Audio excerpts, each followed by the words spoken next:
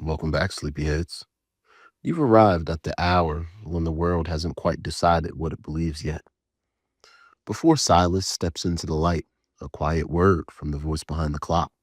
You know, the one who sets these walks in motion and lets them linger. See, this morning, we're entering Jerusalem at dawn on the first Easter, a city suspended between grief and impossible hope. The stones are still cool beneath our feet. The air remembers Friday. And somewhere beyond the walls, history is about to turn, not on a shout, but on a whisper. It's the perfect place for a quiet walk. Here, faith doesn't announce itself. Wonder moves slowly, and belief waits to be invited. If you find comfort wandering the thin line between doubt and devotion, settle in. Join the sleepy circle. Let's begin. Chapter 1: The City Before the Light. Welcome, listeners. I'm Silas, your slightly sleep-deprived tour guide through time. If you enjoy my voice softly narrating humanity's strangest mornings, go ahead and like the video. It helps more dreamers find their way here. Subscribe, tap the bell, and tell me where you're listening from. I promise I won't stalk you, unless you're hiding behind a pillar in ancient Jerusalem, in which case, please stop using first-century Wi-Fi. The password is definitely not Pontius, 23. Now, slow breath in, slow breath out. We're going back to the city where night lost an argument with dawn.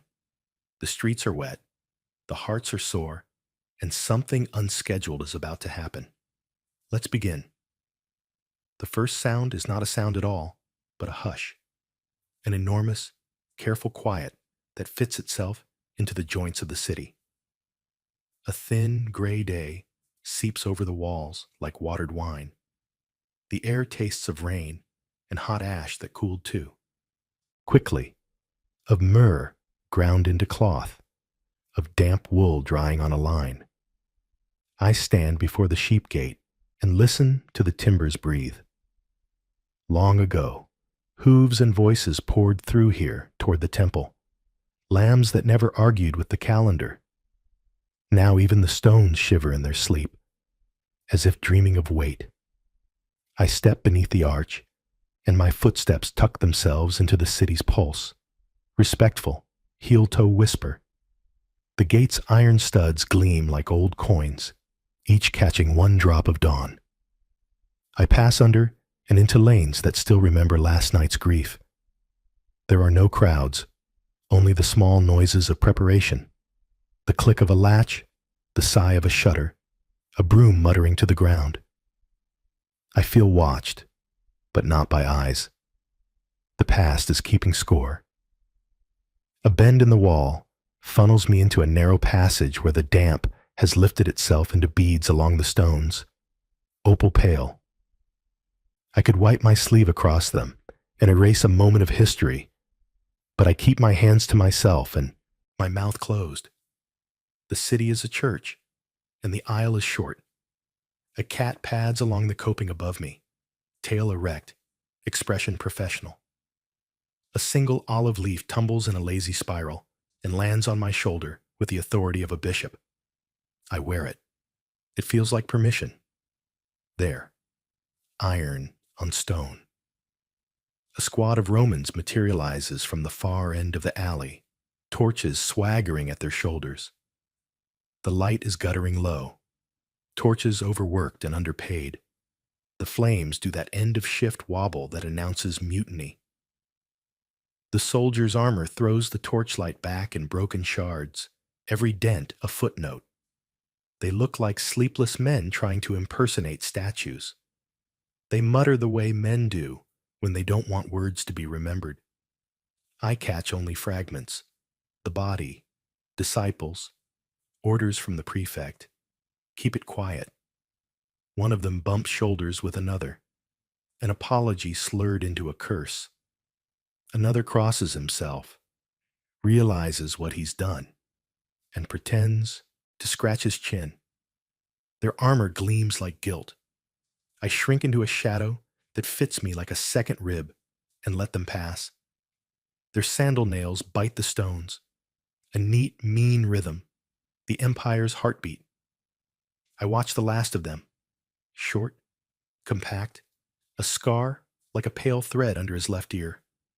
Pause and look back, as if he heard someone call his name. No one did. He shakes off the feeling and goes on. The alley swallows them the way the sea eats oars, neatly, with practice.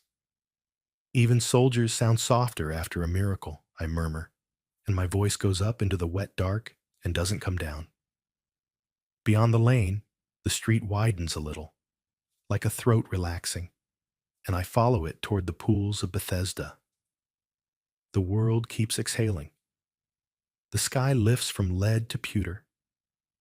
Somewhere a dove clears its throat and decides to live through another dawn. The city smells of bread thinking about being baked. Far off, a hammer hits iron, weak, then confident, as if a smith were coaxing courage out of the day. Bethesda sits where the ground dips, a time-worn brace of pools under broken colonnades. From a distance, they look like two dark eyes that forgot how to blink. Closer, the water shows itself to be a hard, perfect mirror.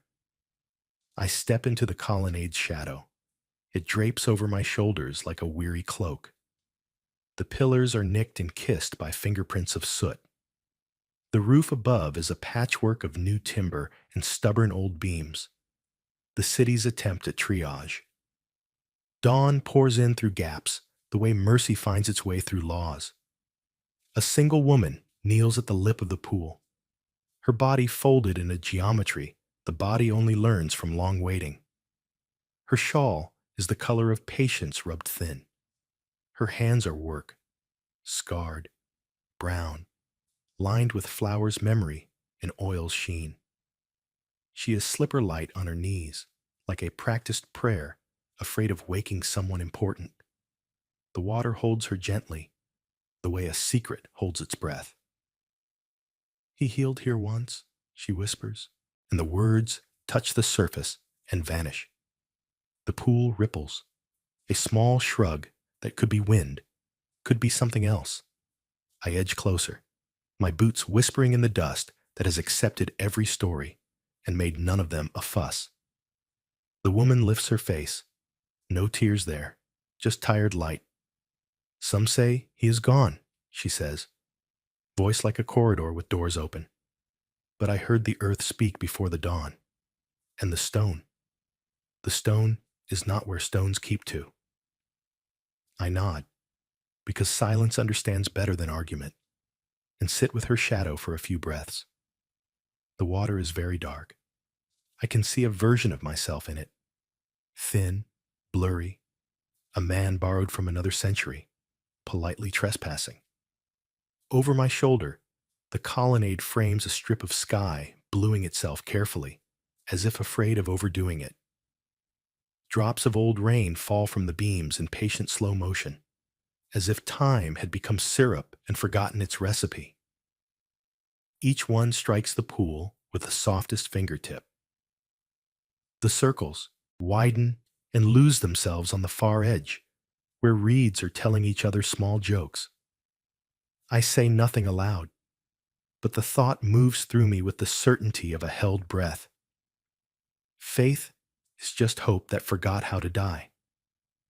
Behind us, a door opens and closes somewhere within the complex. A robe whispers. The hush grows teeth, tiny ones that nibble at the nerves. I glance along the colonnade and see no one. My heart does a small, practical sprint and then decides life should be measured, not raced. The air cools, and I do not mind. I stand and let the woman own the pool again. The wind comes down the steps and curls around my ankles with a cat's question. The city, uncertain of the new day's terms, moves carefully around its own breath. I walk the colonnade's length, hand brushing the stone like a blind man learning with his palms. The grit under my fingers feels like the alphabet remembered in sand. On the far side, I pause under a ragged lintel and look back. Bethesda looks like a pair of sleepy eyes waiting to be asked a better question. A bird lands on the rim, tilts its head at me, and sips. The ripples reach the woman's reflection and distort her into three women.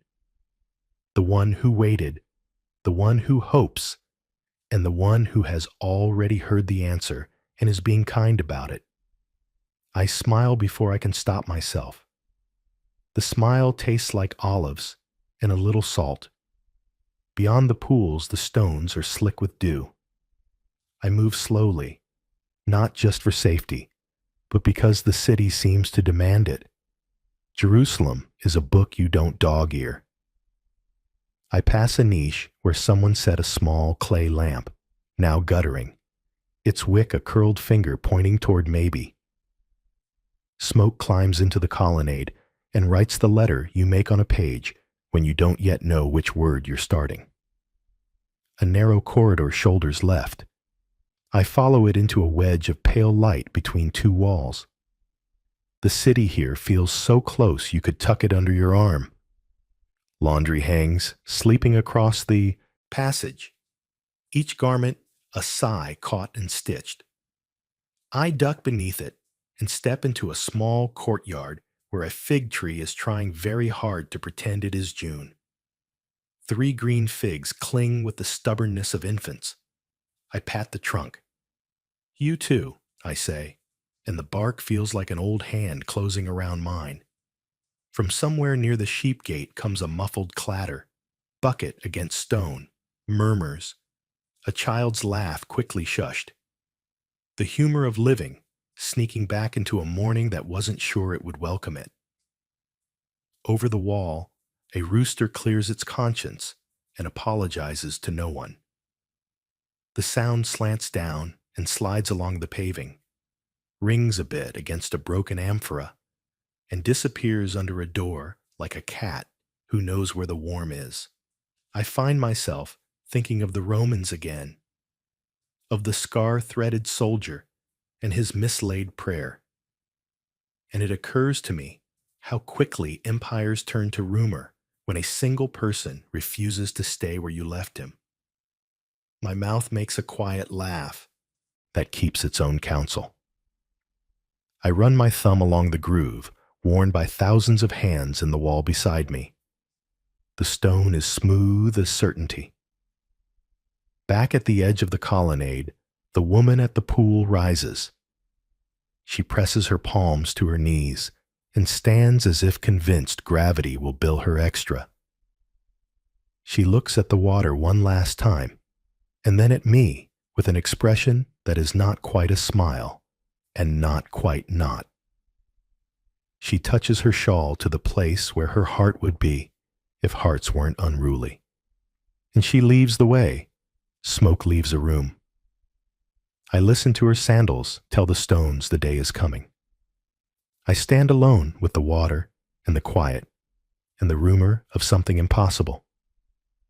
The pool holds the sky now. It is a poor mirror, smudged by leaves, nicked by drops, but it is trying. In the reflection, the clouds gather themselves like a congregation late for joy. A breeze leans across the surface, and the world shivers. Then the surface smooths, as if ashamed of honesty. I kneel and trail my fingers just above the water, careful not to disturb an image that might be borrowing courage from stillness. You can tell when a city is rehearsing for a revelation. The ordinary objects begin to look guilty. A jar looks like it's been listening through the night. A shutter holds itself at an angle that suggests it's not closing its eyes so much as peeking under the blindfold. Even the dust is ceremonious. On my way back through the arch, a stray lamb, because reality likes symbolism with a wink, wriggles its head through a slat in a pen and eyes me with the calm judgment of the innocent. We consider each other for a beat longer than is polite. You and me both, I say, though I am not entirely sure what either of us is thinking. It bleats once, which is theologian 4. Fair. The sheep gate stands patient, framing the street like a verse that has forgotten its punctuation. I rest my palm against the wood and feel the slow heartbeat of sap that refuses to accept the word dead. The grain under my hand is warmer than the air, like a promise. A breath of wind brings me the scent of fresh straw, singed lamp oil, and a sweetness I can't name. It feels like the city just remembered a song and is humming it under its breath. Behind me, Bethesda is a rectangle of darkness in a world regaining color. Ahead, the lanes taper toward the temple precincts, toward walls that hold 3 different names for the same heaven. Between here and there are questions sharpened by absence, and somewhere farther on, an answer trying to be quiet and failing. I take one last look at the pools, still, watchful, then turn my face toward the east, where the light has decided, finally, to do something about the night. The city of sorrow is loosening its bandage. The morning lifts, one careful finger at a time. We keep walking. The world is about to learn how to breathe again. Chapter 2. The path of the burdened dawn combs the stones of the old city with pale fingers, teasing loose the last threads of night. I turn into a lane so narrow it feels like a sentence with too many clauses, and there it is, the Via Dolorosa, quiet, emptied of procession, a corridor of memory cooling after fever. Shutters creak open one by one, the city blinking awake like a patient who's decided to keep trying. The air tastes of limestone, damp linen, and the faint sweetness of crushed olives.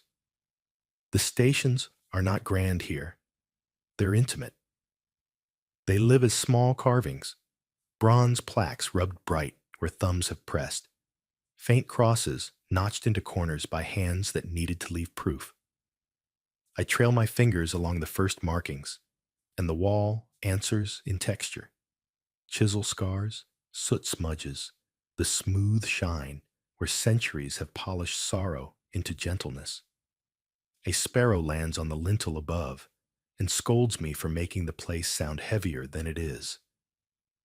Where he fell the first time, the stone bears a shallow bowl worn by knees and water. I crouch and let my palm ride the curve. It is not pain I feel exactly, but gravity, the simple, stubborn pull of a world that will not carry you unless you agree to be carried the hard way. Dust lifts when I breathe on it and settles again, like a lesson restarted until it finally takes. A woman once knelt here and breathed the same dust, crying only with her shoulders. That is not history I can cite. It's just what the stone tells me when I'm quiet enough to be taught. Farther on, at the corner where the lane kinks like a thought interrupted, the second station's small relief is haloed by scratches. The metal shows a faint perpetual glow. Friction turned into a kind of liturgy. This is where his mother met him. The carving is stylized, 2 faces almost touching, a negative space between them that says more than eyes can. I rest my forehead to the cool wall and think of how every city is built with rooms designed for goodbye. For a beat, I am a child misfiled in the wrong century, standing where a mother learned what the word yes costs when you give it to God. A breeze pries loose a handful of olive petals from a basket left under a sill. They skate down the lane in a hushed parade, overshooting every shrine and pooling at my boots. Blessings with poor aim. I laugh under my breath and swish my toe through them, writing nothing in particular. The laughter feels right here, subversively pious, not mockery, more like relief that grief didn't win everything. At the station where Simon of Cyrene was pressed into service, the wall is warmer, as if the story has a pulse. I lay my hand on the stone and feel the ghost of a calloused palm under mine. Someone who didn't volunteer, and then became the example everyone quotes for volunteering. The road remembers even when the world forgets, I whisper.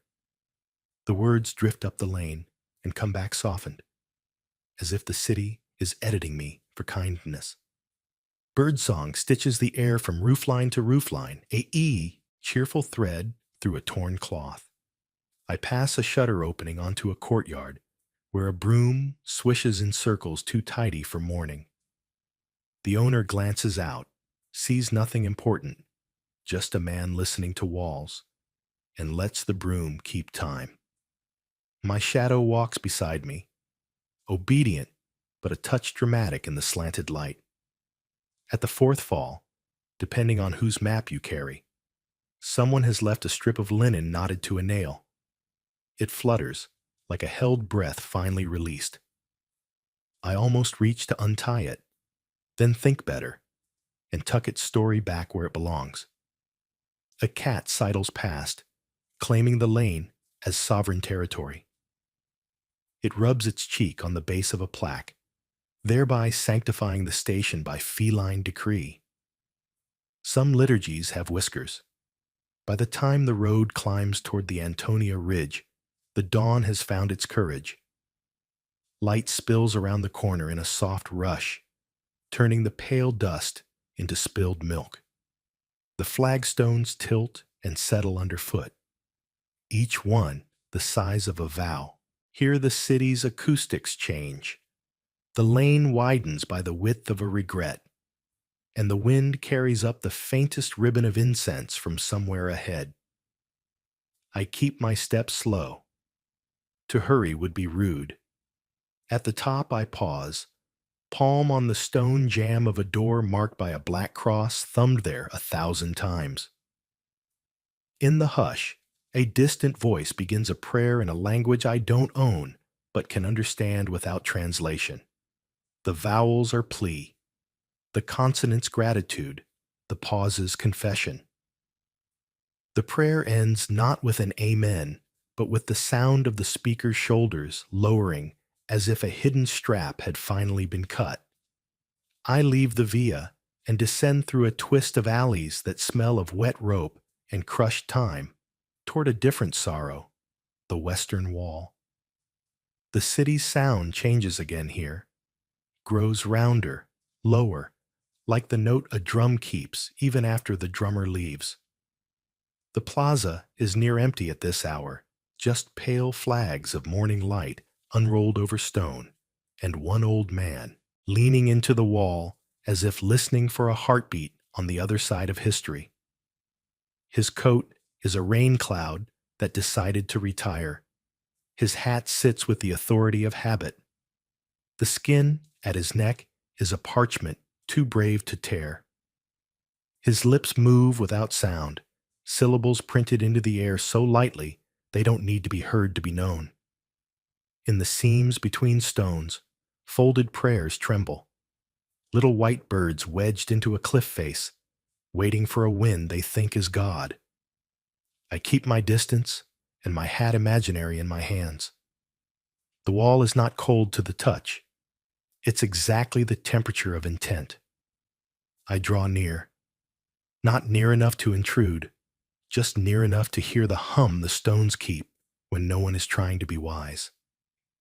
I bow my head because there are languages a spine speaks better than a tongue. The old man's fingers press, release, press again. Rosary-less, but keeping count by that patient rhythm humans invented to not go mad. Different faiths, I reflect, but the same direction, upward. Even those of us who look evenly ahead do it by borrowing courage from a sky that refuses to come down. The dove from earlier flaps over the plaza and discovers a new profession as an usher, It escorts a slice of sunlight to the base of the wall and leaves it there like a donation. I step sideways, close enough to read the edges of the notes, corners browned by sweat, creases softened by pocket time, the occasional foreign handwriting elbowing in. Latin letters, Arabic curves, blocky Cyrillic stoicism.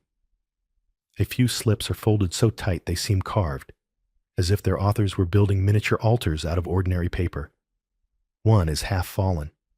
I can see a single word before propriety yanks my eyes away. Forgive.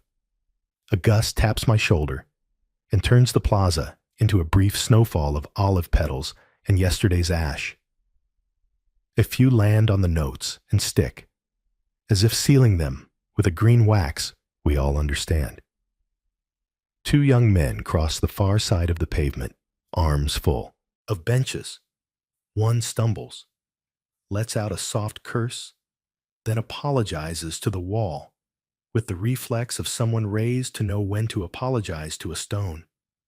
The wall absorbs it without comment. It has heard worse, accepted better. The old man steps back and kisses his fingers to the air, as if sending a pigeon, then shuffles away, his coat taking his shape along with him. He doesn't see me. Good. He shouldn't have to share his miracle with a tourist of centuries. I place my palm flat to the stone for a breath. It is not a request. It's a thank you shaped like quiet. Heat from the rising day collects in the shallow pocks of the blocks, warm as a friend's cheek. Somewhere behind me, a child laughs at something highly technical and deeply theological. A cat putting its head into a basket and then deciding that, in fact, baskets are for heads. I turn to go and catch one last angle. The wall, climbing into a sky that's brightening by degrees. The notes like enamel in a cracked tooth. The plaza wide and expectant. A soldier passes at the far perimeter. Boots respectful on the paving, rifle pointed nowhere in particular. He slows for a moment, touches the brim of his cap, and keeps moving. Even soldiers sound softer after a miracle. The city exhales. I follow the breath toward the next turn, where sorrow bends into rumor, and rumor is starting to remember the first syllables of joy. Chapter 3, Where Earth Touches Heaven. The climb is gentle, the kind of ascent that tricks you into thinking holiness is easy if you take it slowly enough. Stones widen into a courtyard of sky. The air atop the Temple Mount is the palest blue I've ever seen, a color that feels like it was diluted with silence. My footsteps hush themselves on the paving. The golden dome is already awake, catching the first hard coin of the sun and tossing it back to the morning with a gambler's composure. It doesn't glow. It inhales light and exhales awe. Somewhere beyond the walls, the muezzins call threads into the air, long, level, and tender, like the spine of a book keeping the pages honest.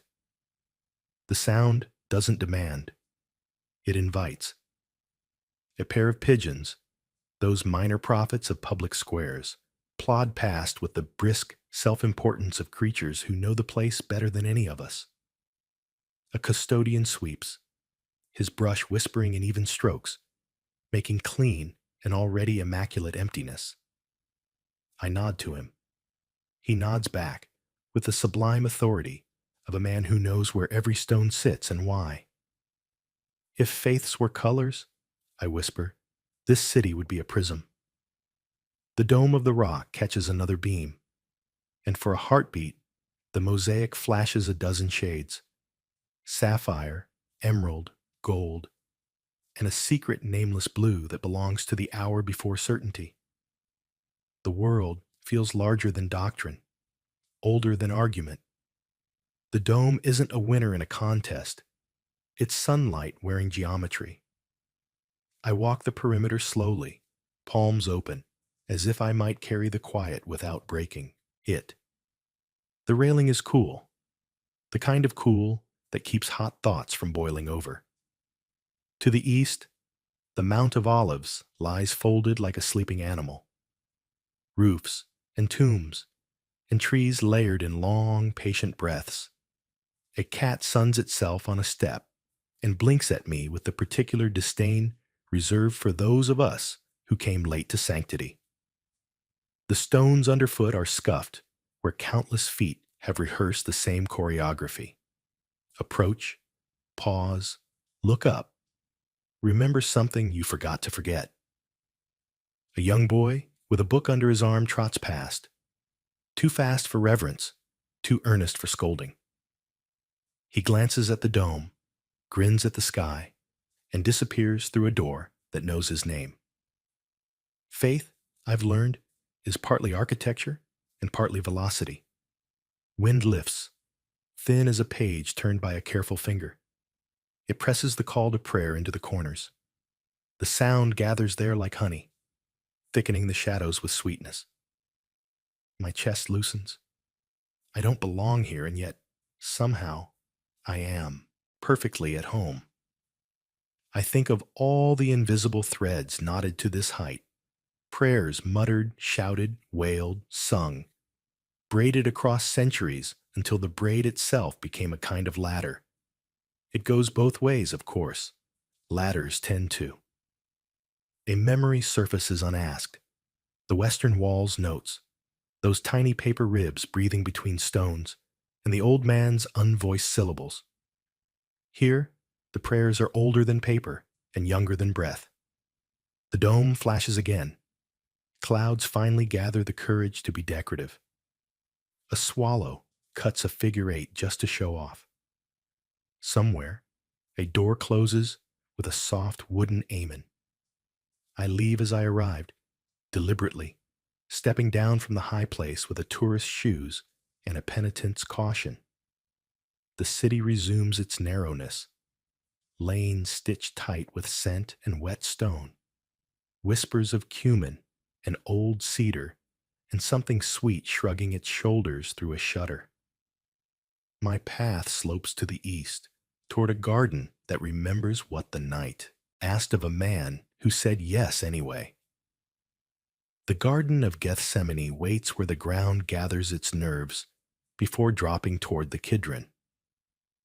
The olive trees here are not trees so much as time-wearing bark. Their trunks twist into themselves, thick as pillars and riddled with small doors that only birds know how to open. The leaves are silver and green, each one a tiny prayer flag that forgot to be fabric.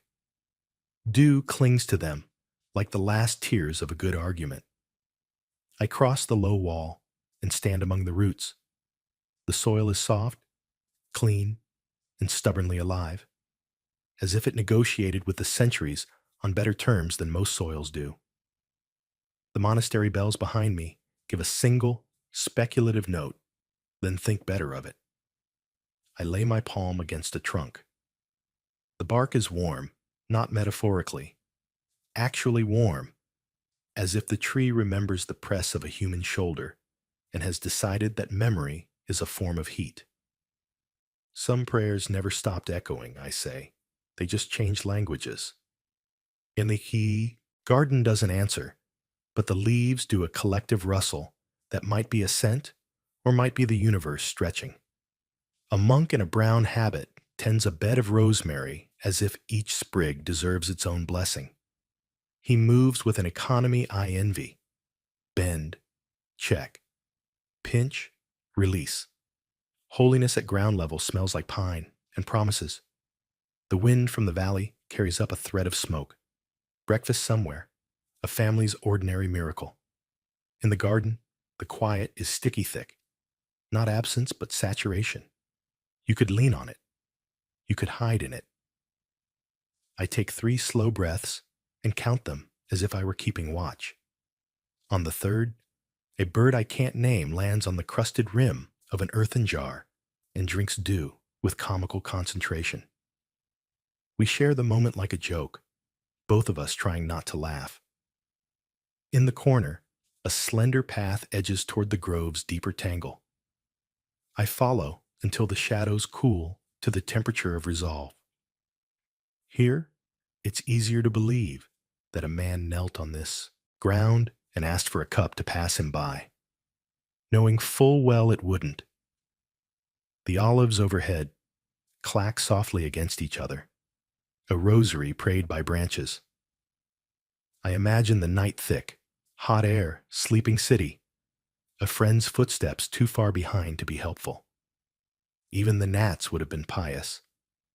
A small sign offers a fragment of scripture in several languages. I read each version in order, not to collect them, but to be collected by them. The words don't argue with one another. They hold hands like siblings told to behave in public. I'm struck by the domesticity of heroism. Sweat, soil, the polite patience of trees, the ache in a man's knees, a promise said aloud so no one could pretend they misheard later. The monastery door creaks open. A novice balances a tray with 2 cups and a loaf. He sees me, hesitates, and offers a soft wave, neither invitation nor eviction. I wave back with the reverence due to bread in transit. Not all miracles burned. Some learn to rise. A gust slips through, salt with the ghost of the sea. It rattles the leaves and sets the sun flickering through them in 1,000 small benedictions. The olives themselves are hard and glossy, like green moons rehearsing phases. Their shadows dance on the path, small black coins that refuse to be spent. I touch the tree again and feel, unreasonably, steadied. If these trunks could talk, they'd yawn first, then say, "Stay awake. The world changes in gardens. Bring your yes, bring your fear. Leave neither behind." I smile, because instruction that simple is usually a trap, but this one feels like a door. Back toward the wall, the monk finishes his rosemary and straightens with a sigh that belongs to every century at once. He looks up toward the mount, where the dome still shines like a promise, and then toward the city, where roofs huddle like sheep, waiting for a shepherd who smells like breakfast. His gaze rests on me for a second, and he nods, not at my face, but at the space around me. The garden has decided to include me, at least for this hour. I step out into the lane, into the waking city's broadening hum. Behind me, the trees keep vigil with the practiced patience of those who have already seen a night survive itself. Ahead, the streets lean into morning, narrow and bright, collected and expectant. Somewhere, a woman hums a lullaby to a child who refuses to admit it slept at all. The sun lifts one more finger over the eastern hills. I head toward the next turn, the road cool and familiar underfoot, the air salted with memory and olives. The hill and the garden breathe the same breath behind me. And for a rare, full minute, Jerusalem feels like exactly what it is. A place where earth keeps trying to touch heaven, and sometimes, impossibly, succeeds. Chapter 4, The Hill of Memory. The road tightens into a gray throat of wind and stone, and the air changes, heavier now, like the city's lungs are full of ghosts. The climb toward Golgotha is short, but it feels uphill in every direction. The stones here are darker, the kind of dark that doesn't wash off. Each step grates underfoot, as if the earth still resents the traffic it got that day. Above me, crows circle in lazy arrogance, Jerusalem's original critics, filing reviews no one asked for. Their calls scrape the morning silence thin. The wind carries 2 competing scents: incense from a nearby altar and the faint metallic tang of iron. Faith and blood share more chemistry than most are comfortable admitting. The hill rises abruptly, a knuckled mound against a brightening sky. A wooden post juts up from the crest, weathered and stripped bare, like a monument too tired to explain itself anymore. I stop halfway up and rest my hand on the rock. It's warm, sunlight pretending it isn't touching something tragic. At the base of one of the crosses, a woman kneels. Her shawl clings to her shoulders like something afraid of the wind. Her hands grip the wood, fingers white and trembling, as if the grain might give her an answer if she squeezes hard enough. Her face is hidden, but her body speaks fluent grief, rocking gently, wordlessly, like she's trying to cradle a memory back to sleep. I stay where I am, a respectful trespasser in another person's heartbreak. The air vibrates with the quiet hum of her breathing. She whispers something too soft for language. I hear only vowels and devotion. A thread of her hair escapes the shawl and drifts in the wind, catching sunlight like a thin gold lie. For a moment, I imagine what the world must have looked like that afternoon. The sky bruised with smoke, the crowd's noise sharp as broken glass, the soldiers bored in the way only cruelty can be bored. Now, all that remains is wind and a woman who refuses to let memory rust. Love, I murmur, isn't defeated by death. It just changes addresses. The wind catches the words and tucks them somewhere down the slope. The woman's head tilts slightly, as if she heard me, or maybe the stone did. Either way, neither answers. The hill hums with an old ache, and for a flicker, I feel the absurd urge to apologize. To her, to him, to the city, to everyone who keeps trying to make sense of mercy nailed to wood. I walk the rest of the slope carefully. At the top, 3 wooden posts mark the skyline. 2 lean slightly, defiant against erosion. The third has splinters that look almost new. Birds perch on them without ceremony. History, as usual, is indifferent to reverence. The air is sharp enough to shave thought. Every inhale carries a grain of dust that tastes older than justice. I run a thumb along one of the holes, bored into the rock for the crosses. Smooth edged now, polished by centuries of fingers trying to feel something tangible. What a strange thing to touch the coordinates of redemption and realize they fit in a palm. Below, the city sprawls. Temples, rooftops, the winding veins of markets that have long outlived their meaning. I imagine the woman still kneeling, her tears soaking into a soil that once drank too much of the same story. Maybe the ground remembers better than the preachers. A gust rolls over the hill, tugging my cloak like a needy friend. It carries the smell of smoke and metal again, the faint taste of lightning waiting for its cue. I descend toward the edge of the ridge, where a low wall of limestone gives way to an old Roman guard post, half collapsed, half defiant. The sentry's bench is still there, a slab worn concave by centuries of waiting. A figure sits slumped against the inner wall. For a heartbeat, I think he's a statue. Then he blinks. The soldier's armor is mottled with dust, his helmet tipped back like an afterthought. His torch lies at his feet, wick dark and cold. His hands shake slightly, fingers twitching as if remembering how to hold a spear, but choosing not to. I clear my throat softly. He doesn't move. When he finally speaks, his voice scrapes against the air like a dull blade. He looked at me. That's all he says. His eyes are wide, too wide, and his jaw works around words that won't obey. He looked at me, he repeats, quieter now, as if confessing to the stone. After the light. After it. His breath stumbles. I saw him breathe when he shouldn't. I take a step closer, the floor crunching beneath my boots. He flinches, then retreats into stillness again. His torch remains unlit, a useless relic of authority in a place that's already chosen its new management. The silence grows heavy. A crow settles on the parapet above us and studies the scene with professional interest. The soldier's lips move again, soundless now, eyes fixed on something just past my shoulder. He's not looking at me. He's looking through me. Or maybe at the memory of a man who refused to stay dead.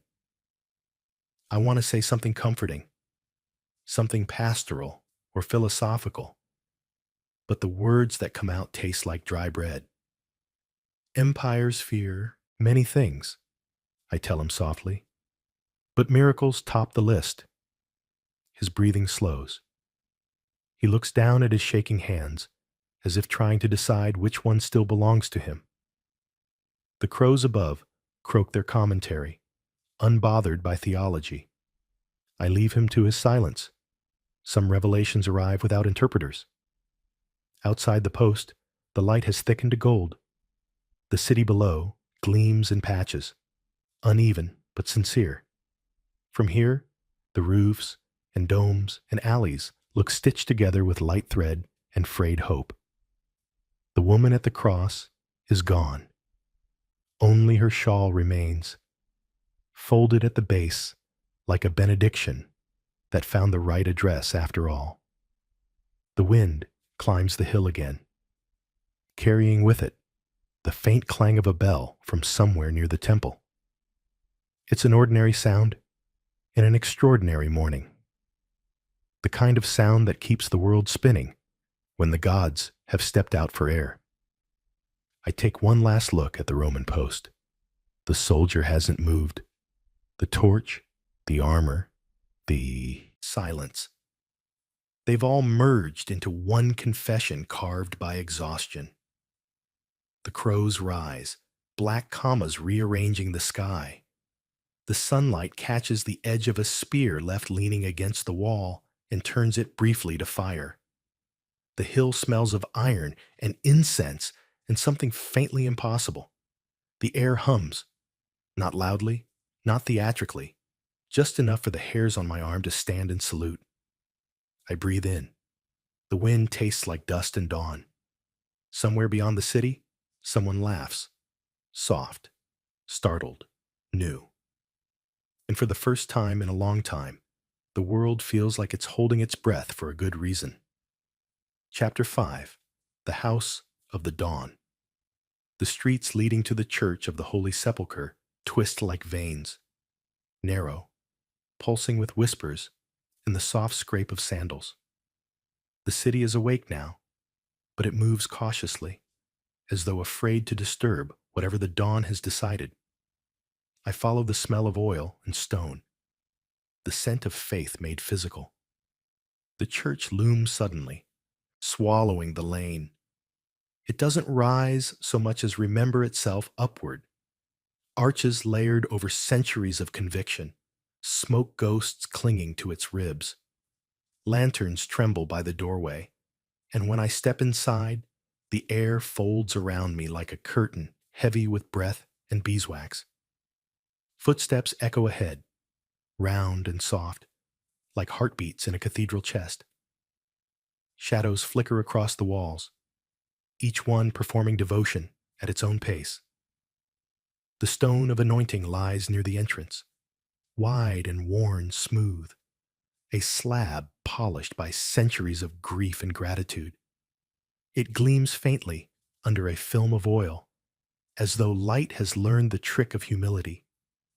A single monk kneels beside it, his robes spill around him like an eclipse, his hand moving in slow, deliberate circles with a linen cloth. He doesn't look up when I approach. The candle beside him throws his shadow long and thin, cutting the chamber in two. "He is not here," the monk says. His voice isn't loud. It doesn't need to be. It fills the space the way meaning does. Completely, invisibly. I stop a few steps away, unsure if my presence is an intrusion or an invitation. The stone glows faintly in the lamplight, not from reflection, but from memory. Each ring of oil catches the light and folds it back, as if the surface is breathing. Absence has its own gravity.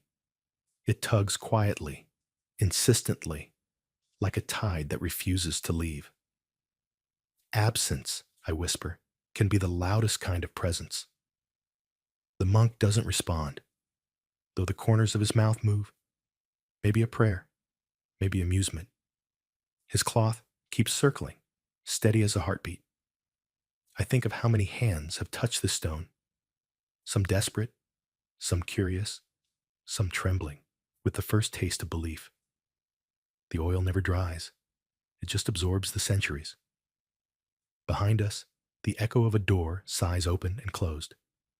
Someone weeps softly, not the shattering kind, but the release of a long-held breath.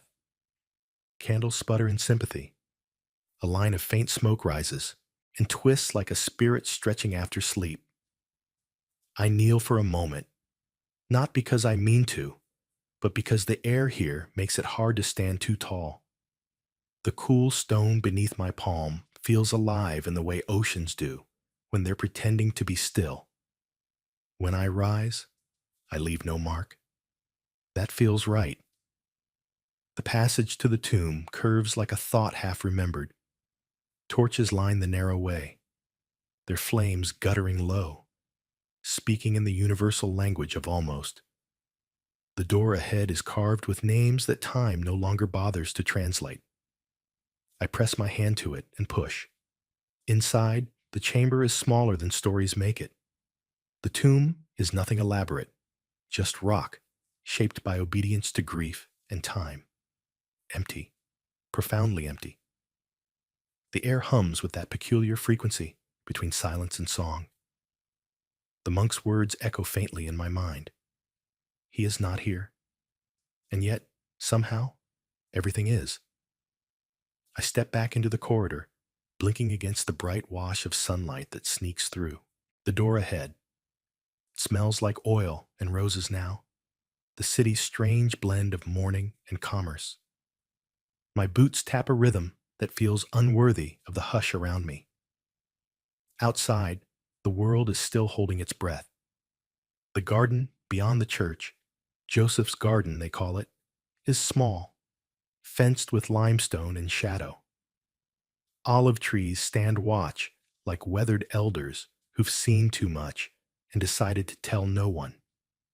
The leaves shimmer with dew, silver and green like coins offered to the dawn. A young woman stands among them.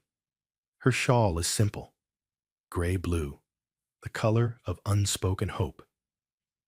Her hands twist together as though wringing water from silence.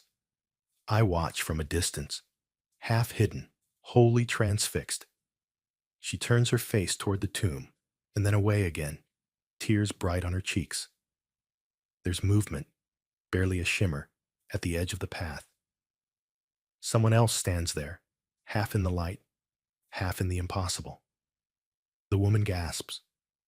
Her lips form a single word. His name, not spoken, but born. Mary. The sound rolls through the garden soft as thunder, certain as sunrise. It's not loud, but it carries. The kind of voice that could wake a heart that's forgotten how. Mary turns, and for one small seismic second, the air itself seems to kneel. I stop breathing. My pulse forgets its manners. The wind catches its own echo and drops it carefully among the olive branches. The trees shift, leaves trembling like applause muffled out of respect. She takes a step forward, then another, then stops as if the moment itself is too sacred to move through quickly. Her hand rises, halfway between reaching and worship. Her tears are still falling, but her mouth has learned how to smile. Hope, I realize, just learned how to speak again. I back away slowly, not wanting to disturb the universe while it's doing something important. The world is tilted slightly, but in a good way, like a door cracked open to let in fresh air after a long, locked night. In the corner of the garden, a small spring gurgles up through stone. Joseph's well, someone once told me. Its water reflects the dawn in ripples, turning light into liquid truth. A petal from the olive tree drifts down, lands on the surface, and spins once before sinking. I kneel beside it, fingers grazing the edge. The water is cold, shockingly alive. I dip my hand in and watch the ripples spread outward, breaking and mending as they go. Somewhere behind me, footsteps retreat, soft, sure, unhurried. I don't turn around. Some things are better witnessed by faith than sight. The wind gathers its courage and moves through the garden again. It smells now of myrrh and morning bread. The city hums faintly beyond the walls. Vendors setting up, donkeys braying, the mechanical rhythm of survival beginning again, oblivious to resurrection. I stand, hands still wet, the droplets catching sunlight like tiny prisms. If faith were water, I think, this garden would never run dry. The church bells begin to ring, slow at first, then insistent, the sound rolling down the streets like the city's own heartbeat rediscovering itself. A child laughs somewhere beyond the gate. A bird lands on a nearby branch and starts singing a tune that sounds suspiciously like joy showing off. I take one last look at the empty tomb behind me, the living garden before me, and the horizon stretched between them like a promise. Then I smile, quietly, because the joke's on death, and it never saw it coming. Chapter 6. The dawn that never ended. Jerusalem unfolds beneath me like a scroll unrolled by careful hands. Stone upon stone, story upon story, rooftops and domes catching the early fire of the sun until the whole city shines like it's deciding to forgive itself. The air on the Mount of Olives is crisp enough to set thoughts ringing. Olive leaves shiver, silver on one side and stubborn green on the other, like coins flashing heads, then tails, then heads again. The wind hums low across the ridge. No sermon, just breath. People gather in small islands of attention, not mingling, not avoiding, simply coexisting like stars that know their places. A trio of elderly men in dark coats face the city and murmur psalms that sound older than the hills. A Christian couple sits on a stone, fingers laced, eyes wet the way eyes get when a heart overhears itself. A young Muslim scholar kneels with his journal open, sketching the sunrise like he's taking dictation from light. No one corrects anyone. No one explains. Everyone listens. Maybe heaven, I say softly, hands tucked in my pockets, is just learning to share a view. Somewhere behind me, a donkey brays with a timing so perfect you'd think we rehearsed. The scholar doesn't look up. He's shading the line where night unhooks from morning. The psalms drift and settle like thin shawls over shoulders. The couple lowers their heads. The light lifts. The city is loud, even when it's quiet. From this height, I can hear the day find its gears. Vendors sliding bolts, doors yawning open, a cascade of clinks and shuffles as metal and wood remember their jobs. Far off, a rooster makes confident editorial remarks. The gold on the dome winks back at us with a calm that borders on smug. I've seen worse storms. I'll see better skies. I walk along the ridge path, boots scuffing dust the color of honey and memory. Every few steps, an olive root elbows up through the earth, like an old veteran insisting, gently, that you mind your footing. The graves below the slope crowd together in a stone congregation, names worn to dim whispers, all facing toward the city like expectant audience members waiting for the last act. If faith has a favorite angle, it's east. A boy and his grandfather pass me going the other way. The boy carries a kite of bright paper folded under his arm. The old man carries silence like an heirloom. The boy says something quick. The old man laughs without sound, the corners of his eyes doing all the work. The kite will fly. The day insists. Halfway to the top, the wind lifts and places a blessing on everything. The kind that doesn't ask permission. I stop to look back again, because this view is a petition that keeps writing itself. Roofs stitched in alleys. Minarets sharpening the morning. The Holy Sepulchre brooding like a thought too large for one sentence.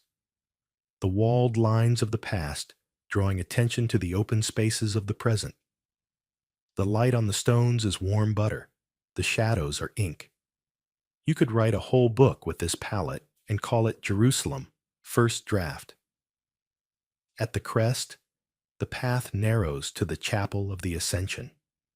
A simple circle of stone, a small dome, a door that does its job without fuss. It's unadorned compared to the city's showier houses of praise. It sits here like a punctuation mark, not a period, but a semicolon. The sentence goes on. It just takes a breath. Inside, the air is warmer, thick with the kind of stillness that makes you set your voice down and step away from it. A single brass bowl cradles a flame, low and brave. The room smells of old stone and new hope. There are faint scuffs on the floor, where knees have rehearsed belief for centuries. The oculus in the ceiling is a round, unblinking eye that currently looks straight into morning. I stand under it and tilt my head back. The blue above is the sort that painters devote entire careers to chasing and never catch. It isn't flat, it's layered, a stack of soft infinities. Sunlight pours through and breaks gently on our shoulders the way waves do on a forgiving shore. Some say he rose, I whisper, the words leaving my mouth like the last birds leaving a tree. But maybe he simply became the morning. The flame bows once in a draft and returns to its task.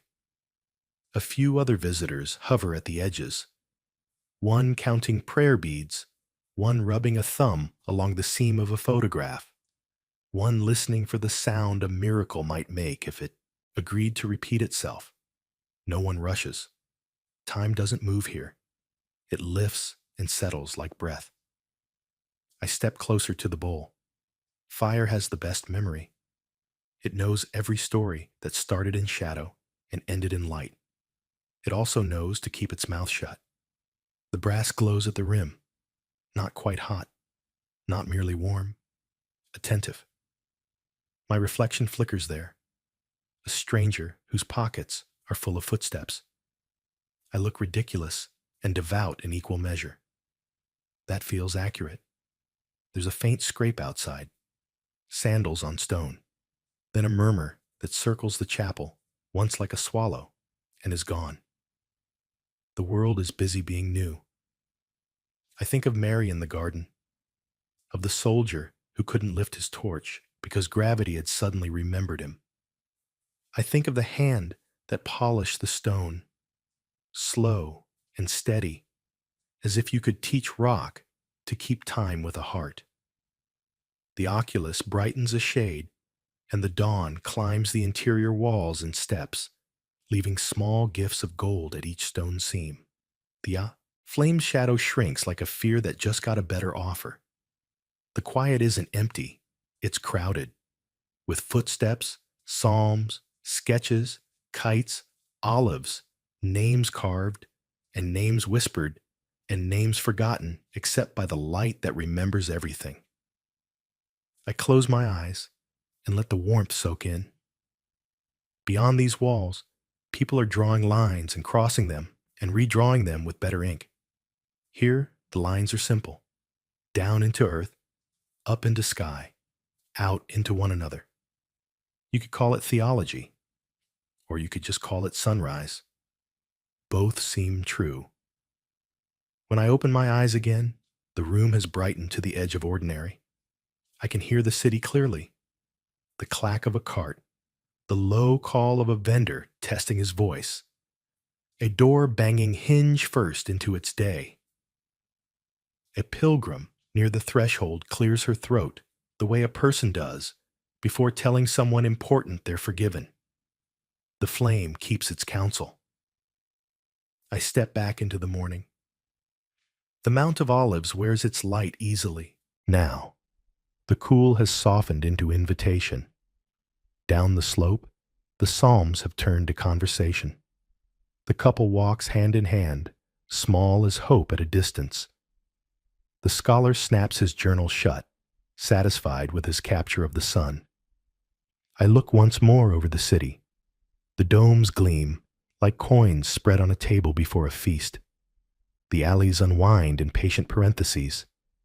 And the walls, for all their granite certainty, seem strangely porous, like they know that stories have always passed through them, unchallenged.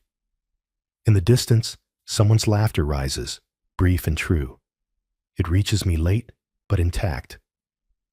I breathe in dust and olive and the faint, sweet ghost of incense. Then I let it go. The day has work to do. So do I. Sleep well, sleepyheads. We'll leave the circle exactly as you found it.